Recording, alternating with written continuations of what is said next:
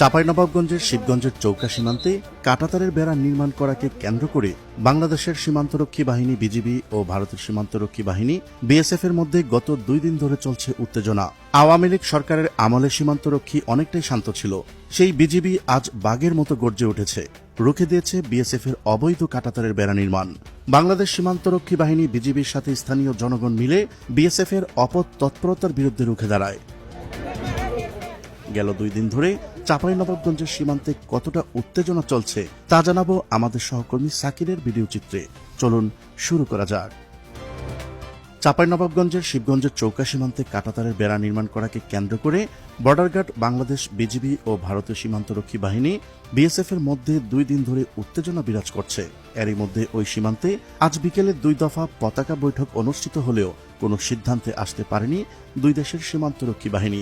উভয় পক্ষই সীমান্তে বর্তমানে সতর্ক অবস্থানে রয়েছে।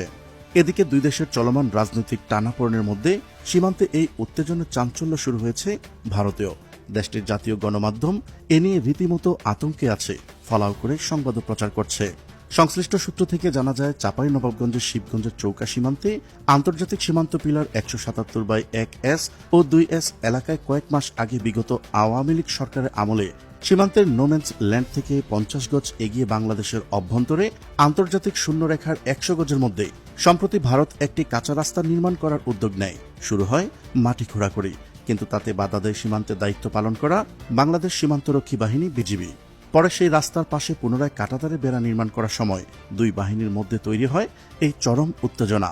এদিকে সীমান্তে বাংলাদেশের ভূমি রক্ষায় সহনীয় বাংলাদেশিরা ক্ষোভ জানিয়েছে এবং বিজিবির সঙ্গে তাদের দিনব্যাপী সীমান্তে অবস্থান করতে দেখা যায়। একইভাবে ভারতীয় নাগরিকদেরও বিএসএফ এর সঙ্গে অবস্থান নিতে দেখা যায়। একে কেন্দ্র করে এই সীমান্ত সংলগ্ন 2 দেশের স্থানীয়রা পাল্টাপাল্টি স্লোগান দিতে দেখা যায়। পশ্চিমবঙ্গের মালদা জেলার বৈষ্ণবনগরের সুখদেবপুর এলাকায় প্রায় 100 মিটার অংশে কোনো কাঁটাতারের বেড়া নেই। ভারত বাংলাদেশ সীমান্ত এখানে প্রায় উন্মুক্ত। এমন পরিস্থিতিতে বিএসএফ এর কাঁটাতারের বেড়া নির্মাণ শুরু করলে আপত্তি জানায় বিজিবি। ফলে মাঝপথেই বন্ধ করে পিছু হটে বিএসএফ। যেন পিঠ নয়, বুকের সাহস দেখালো বাংলাদেশের সীমান্তরক্ষী বাহিনীর সদস্যরা। 5 আগস্ট শেখ হাসিনা পতনের পর অন্তর্বর্তী সরকার বাংলাদেশের দায়িত্ব নেয়। অন্তর্বর্তী সরকার দায়িত্ব নেওয়ার পর জানানো হয় 2 দেশের সম্পর্ক হবে সমানে সমান, অর্থাৎ বাংলাদেশে ভারতের আধিপত্য ও হস্তক্ষেপ কোনোভাবেই মেনে নেওয়া হবে না। এছাড়াও সীমান্তে যেন বিজিবি পিঠ না দেখায় সে নিয়ে বার্তা দেওয়া হয় সরকারের তরফ থেকে। আর সেটাই যেন করে দেখালো বাংলাদেশের সীমান্তরক্ষী বাহিনী বিজিবি। জীবন গেলেও দেশের 1 ইঞ্চি মাটি হাতছাড়া হতে দেবেন না সীমান্তের এই অতন্ত্র প্রহরীরা। প্রিয় দর্শক, আজ এই পর্যন্তই। দেখা হচ্ছে পরবর্তী ভিডিওতে।